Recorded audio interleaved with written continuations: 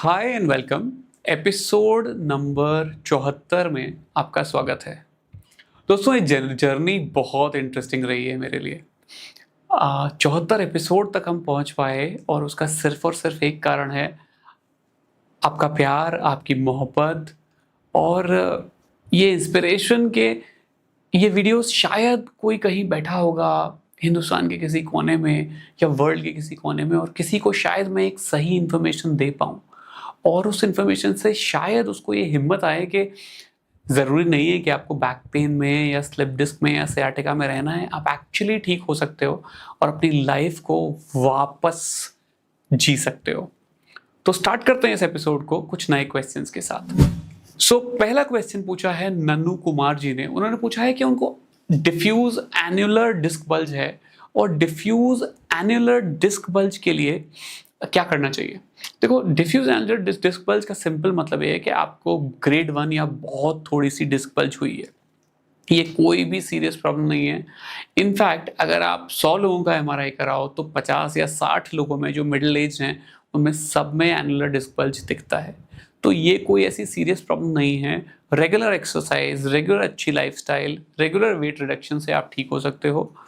मुझे नहीं लगता कि आपको कोई सर्जरी की कभी भी ज़रूरत पड़ेगी, बशर्ते आप अच्छी लाइफस्टाइल को जी पाओ, अच्छे डाइटिशियन के साथ मिलके अपनी डाइट्स को कंट्रोल कर पाओ और अच्छे हैबिट्स को अपना पाओ। हाँ, अगर ध्यान ना रखा जाए तो एन्युलर डिस्क बल्ज बाद में एन्युलर टियर बनता है और फिर प्रॉपर स्लिप डिस्क होती है, जिसमें कुछ पेशेंट्स को सर्जरी की ज़रूरत पड़ सकती है। नेक्स्ट सवाल पूछा है समी सिद्धि जी ने। उन्होंने बोला है कि उनके एक्सीडेंट को 5 साल हो गए हैं। उन्होंने बहुत हॉस्पिटल्स में दिखाया है और धीरे धीरे उनका पैर पैरालाइज होता जा रहा है और उनको हिम्मत ही नहीं आ रही है कि वो क्या करें। देखिए, अगर पैरालिसिस जैसे सिम्टम्स आ रहे हैं और आपके डॉक्टर्स ने आपको ये बताया है कि सर्जरी संभव है, तो मैं आपसे बहुत रिक्वेस्ट करता हूँ कि प्लीज़ आप सर्जरी करा लीजिए, क्योंकि सर्जरी कोई भी टैबू नहीं है। अगर स्लिप डिस्क रेगुलरली परेशान करता है लोगों को और नर्व कंप्रेशन रेगुलरली रहता है, तो ऑब्वियसली उससे पहले दर्द आता है, दर्द के बाद सुन्नाहट आती है, सुन्नाहट के बाद वीकनेस आती है और फाइनली पैर पैरालाइज हो जाता है। तो कृपा करें, और अगर डॉक्टर कह रहे हैं तो सर्जरी की तरफ आगे बढ़ें, डरे नहीं, आप ठीक हो सकते हैं।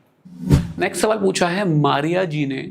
उन्होंने पूछा है कि L5 बोन और S1 बोन जुड़ी हुई है तो बैक पेन के लिए क्या सर्जरी की जरूरत पड़ेगी।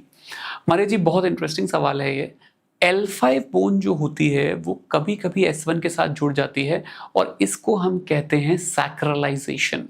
जो L5 वर्टिब्रा है वो चिपक जाती है S1 से, जिसकी वजह से अब L5 S1 काम नहीं कर रहा, तो L4 L5 ओवर काम करता है, उस पर ओवरलोड पड़ता है और धीरे धीरे एज की वजह से वो टूटने लगता है। ऐसे कई सारे पेशेंट्स में अगर स्पॉन्डाइलोलिसिस हो जाए या फिर हड्डी मूव कर जाए तो फ्यूजन सर्जरी की ज़रूरत पड़ती है।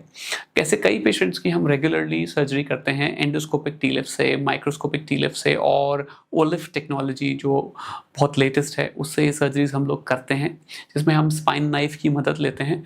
और ये बहुत ही सक्सेसफुल सर्जरीज हैं जिनके बहुत फैबुलस रिजल्ट्स हैं और पेशेंट्स अब उसके बाद बहुत बहुत दिनों, सालों, डिकेड्स के लिए बिल्कुल ठीक हो जाता है। तो डरे ना, अगर सर्जरी की ज़रूरत है तो करा सकते हैं। नेक्स्ट सवाल फैजल अंसारी जी ने पूछा है। उन्होंने पूछा है कि उनको L3, L4, L4, L5, L5, S1 तीनों में डिस्क बल्ज है तो वो क्या करें। देखिए सर, 3 लेवल पे एंडोस्कोपिक डिस्केक्टोमी की जा सकती है, पर डिपेंड करता है दिक्कत कितनी है। अगर डिस्क बल्ज ही है खाली तो आप कंजर्वेटिव थेरेपीज लीजिए, एक्सरसाइज करिए, लाइफस्टाइल मॉडिफिकेशन करिए, अगर हो सके तो रेगुलरली ट्रैक्शन लीजिए। इस तरह की चीज़ें करके आप डिस्क बल्ज को ठीक कर सकते हैं। डिस्क बल्ज एक रिवर्सेबल प्रॉब्लम है जो 95 to 98% पेशेंट्स में ठीक हो सकता है, बशर्ते सही इलाज की तरफ आप अग्रसर हों। आज का लास्ट सवाल पूछा है शुभ्रा पांडे जी ने। उन्होंने पूछा है कि उनको उनकी मदर की हिप रिप्लेसमेंट भी हुई है और स्पाइन सर्जरी हुई है और काफ़ी टाइम हो गया और वो चल नहीं पा रही हैं, तो उसका कारण क्या है। अब ये बहुत ही कॉम्प्लेक्स सिचुएशन है मैम।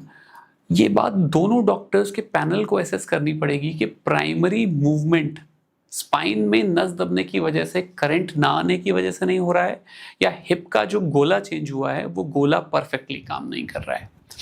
अगर पेशेंट को प्राइमरीली स्पाइन की दिक्कत है तो रेगुलर एक्सरसाइज, फिजियोथेरेपी और मसल स्ट्रेंथनिंग करनी पड़ेगी।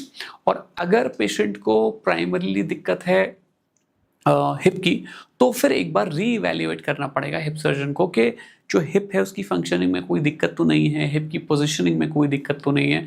और इन सब बात को इवैल्यूएट करके ही ये पता लगेगा कि दिक्कत क्यों आ रही है। सो एक बार आप हिप स्पाइन पैनल के डॉक्टर से बात करें, और चाहें तो आप इनकरेज करें कि आपके हिप के डॉक्टर स्पाइन के डॉक्टर से बात करें, स्पाइन के डॉक्टर्स हिप के डॉक्टर से बात करें, और फिर इस बात का क्लियर नतीजा निकले कि आपके लिए बेस्ट क्या है। तो दोस्तों, इस एपिसोड में कुछ सवालों के मैंने जवाब दिए। अगर आपको ये एपिसोड अच्छा लगा हो तो प्लीज़ सब्सक्राइब करें, लाइक करें।